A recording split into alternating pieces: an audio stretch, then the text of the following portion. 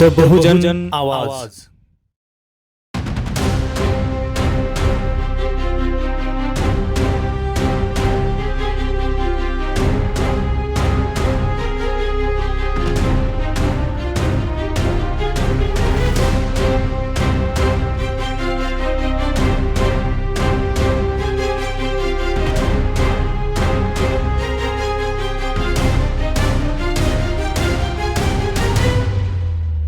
नमस्कार, मी सदानंद खिल्लारे. आपण पाहतात द बहुजन आवाज.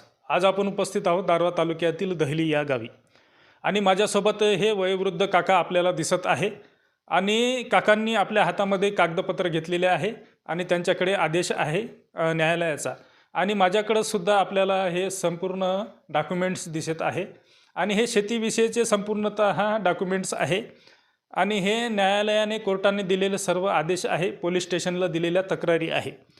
तर आजचा विषय असा आहे की मौजा दहिली येथील शेतशिवार नामे सौ आशा भगवान मेश्राम, वय अंदाजे 65 वर्ष आणि यांचा व्यवसाय आहे शेती आणि यांच्याकडे गट क्रमांक 90चे असे 3.5 एकर शेत आहे आणि हे संपूर्ण शेत दहिली शिवारामध्ये दहिली रस्त्यावरील म्हणजेच आपण जर पाहिलं तर दारव्हा आर्णी या महामार्गाजवळ त्यांचं शेत आहे. सौ आशा भगवान मेश्राम यांची ही तक्रार होती आणि संपूर्ण हे प्रकरण सध्या माननीय न्यायालयीन दिवाणी वरिष्ठ स्तरामध्ये आहे. तर हा संपूर्ण माझ्याकडे डॉक्युमेंट्स उपलब्ध आहेत, त्यांनी ज्याप्रमाणे आपल्याला डॉक्युमेंट्स दिलेले आहे. तर सौ आशा भगवान मेश्राम, वय वर्ष 65 आणि यांची तक्रार आहे. ती तक्रार यांच्या विरुद्ध आहे. नाना शामराव राज पल्लू, स्वप्नील नाना राजपल्लू आणि सौ विमन नाना राजपल्लू. तर अशा गैर अर्जदाराचे जे नाव घेतले आहेत त्यांच्या विरुद्ध यांची तक्रार आहे. तक्रार अशी आहे की या गैर अर्जदाराने सौ आशा भगवान मेश्राम यांच्या गट नंबर 90मधून 90च्या बाजूने यांच्या शेतामध्ये विहीर आहे, नाला आहे. त्या नाल्याच्या बाजूने, शेताच्या बाजूने जे वहिवाटीचा रस्ता नसतानासुद्धा रस्ता निर्माण केल्याचं यांनी तक्रार दिलेली आहे. तशी पोलीस स्टेशनला तक्रार आहे, न्यायालयाला तक्रार दिली होती, नायब तहसीलदाराकडे, SDOकडे, असं संपूर्ण रितसर तक्रार दिली होती. आणि तरी पण या गैर अर्जदाराने हे वहिवाटीचा रस्ता नसतानासुद्धा त्यांच्या शेताच्या बाजूने एकेकडीकडून विहिरीजवळून, नाल्याजवळून रस्ता पाडलेला आहे आणि या रस्त्यामुळे या शेतमालकांना म्हणजेच सौ आशा भगवान मेश्राम यांना नाहक त्रास होत आहे आणि त्या त्रासापोटी यांनी न्यायालयाकडे धाव घेतली आणि पोलीस स्टेशनकडे सुद्धा धाव घेतली. तर हा न्यायालयामध्ये प्रकरण असतानासुद्धा हा रस्ता कसा काय दिला याबाबतच आपण त्यांच्याकडून जाणून घेऊया. त्यांनी कायदेशीररित्या काय तक्रार केली किंवा काय प्रोसेस केली ते सुद्धा आपण जाणून घेऊया आणि हे गैर अर्जदार त्यांच्याशी कशा प्रकारचे वागले हे सुद्धा आपण प्रत्यक्षात त्यांच्याकडून जाणून घेऊया.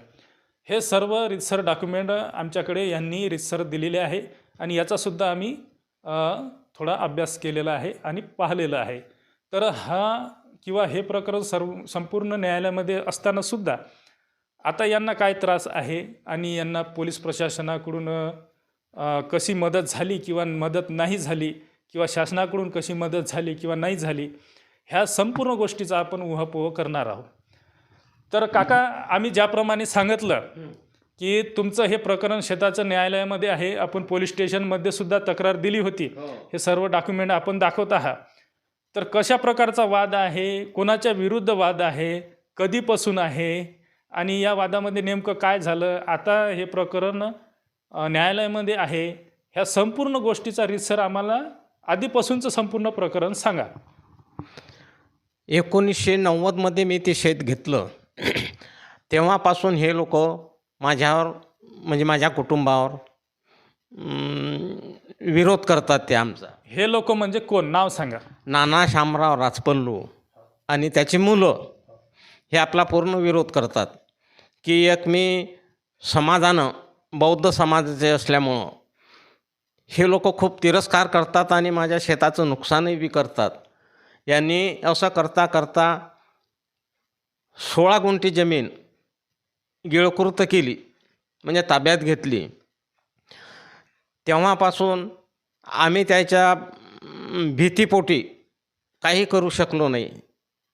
आमची तेवढी कॅपॅसिटी नाही त्याची मुजोरी करायची.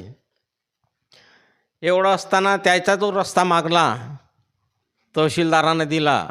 तहसीलदारानं जाणून बुजून हेतुपुरस्सर हे रस्ता दिला नाल्याच्या काठानं. नाही तर त्याचा वहिवाटीचा रस्ता पूर्वेकडून आहे. माझ्या शेताला 2 नाले आहे.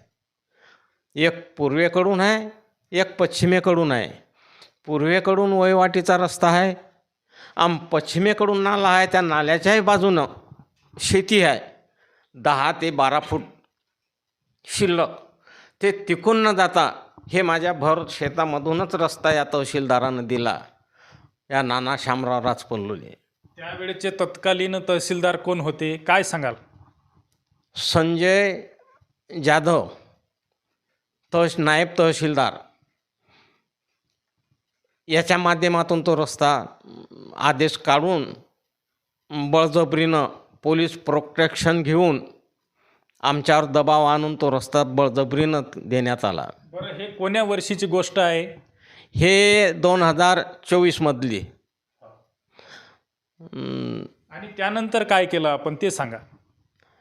त्यानंतर मग दिवाणीमध्ये गेलो आम्ही. मग नंतर तहसीलदार साहेबाच्या विरोधात आपण कुठे गेला, केली हो, कुठे केली हे सविस्तर सांगा. ते दिवाणी न्यायालयामध्ये वरिष्ठ स्तर, तिथं ते दावा दाखल केला की बेकायदेशीर चुकीचा दावा आदेश काढून गैर अर्जदार नाना शामराव राजपल्लू याला तो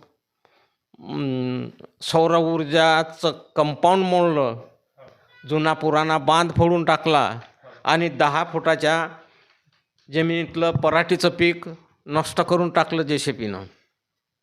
आता आम्ही काहीच बोललो नाही, कारण की आमच्यापाशी तेवढी त्याच्या इतकी शासनाचा जो पोलीस, तहसीलदार,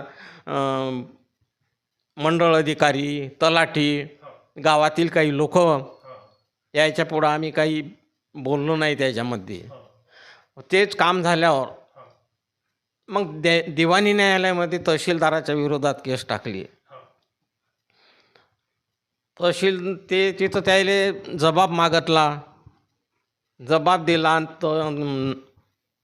न्यायाधीशानं त्या सगळं कागदपत्राचा विचार करून ते स्टे दिला, म्हणजे स्थगनादेश दिला. हे स्थगनादेश कधी दिला? ते दिला 5 तारखेला 5/11/2025 काढला. परंतु आपल्याला मिळाले त्याच्यात 26/11/2025 मिळाला. त्यानंतर आपण तो बंद करण्याचा प्रयत्न केला तात्पुरता. परंतु या गैरअर्जदार नाना शामराव राजपल्लू, त्याचा मुलगा स्वप्नील नाना राजपल्लू आणि पत्नी विमल नाना राजपल्लू यांनी आवेशायुक्त भरात, म्हणजे रागाच्या भरात येऊन ते अडवलेला काट्या गोटे फेकफाक करून रस्ता मोकळा ना, आता या तुम्ही आडवा येसाल तर आम्ही जीवानं मारल्याशिवाय सोडणार नाही. बरं, मग यानंतर आपण काय प्रोसिजर केली, यानंतर कुठे गेला त्याविषयी सांगा. त्याविषयी मग ते पोलीस स्टेशनमध्ये. कोणत्या तारखेला गेला, कोणत्या दिवशी गेला, तारीख सांगा किंवा मग वर्ष सांगा. 2/12/25 रोजी आम्ही पोलीस स्टेशनला कळवलं. हा जो माझ्याकडे रिपोर्ट दिसत आहे यामध्ये तारीखसुद्धा नमूद केलेली आहे. 2/12/2025 रोजी यांनी हा पोलीस प्रशासनाला रिपोर्ट केलेला आहे. आणि यामध्ये नमूदसुद्धा केलेलं आहे की माननीय न्यायालयाने जोपर्यंत हे प्रकरण न्यायालयामध्ये प्रविष्ट आहे तोपर्यंत तेथून रस्ता करता येणार नाही, त्यांना स्थगिती द्यावी, त्या रस्त्याला स्थगिती द्यावी असं स्पष्ट सांगितलेले आहे. तर हा रिपोर्ट माझ्याकडे दिसत आहे आणि यामध्ये स्पष्टपणे नमूद केलेला आहे. 2/12/2025 हा माझ्याकडे रिपोर्ट अहवाल दिसत आहे. तर समोर सांगा. समोर एकच म्हणणं आहे न्यायालयाचा न्याय मिळेपर्यंत हा रस्ता तहकूब करण्यात यावा अशी आपली इच्छा आहे. न्यायालयाच्या पुढं तर आपण जाऊ शकत नाही, पण त्या लोकांना ते न्यायालयाचा जे आदेश आहे त्या आदेशाचं पालन करू शकले नाही, दादागिरी करत आहेत, आपल्यावर वजन टाकून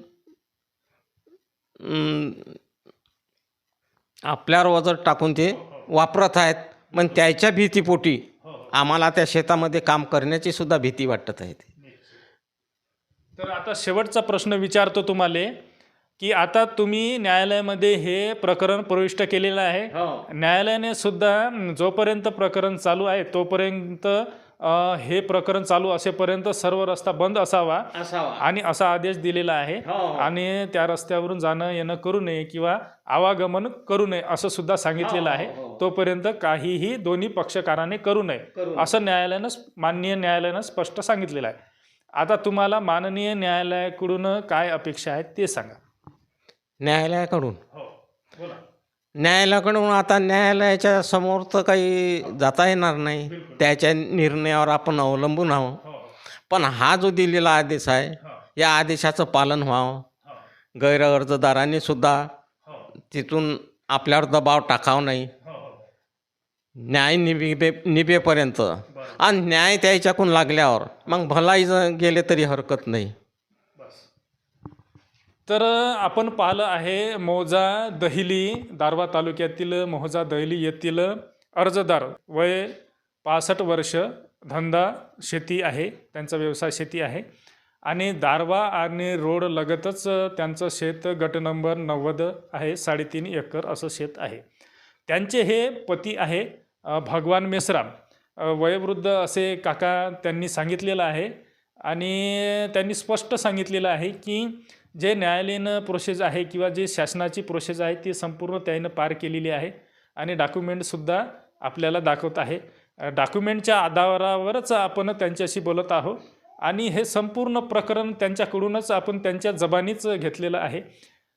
तर हे संपूर्ण प्रकरण त्यांनी स्पष्टपणे आपल्या जबानी सांगितलेलं आहे, त्यांच्या जबानी सांगितलेलं आहे.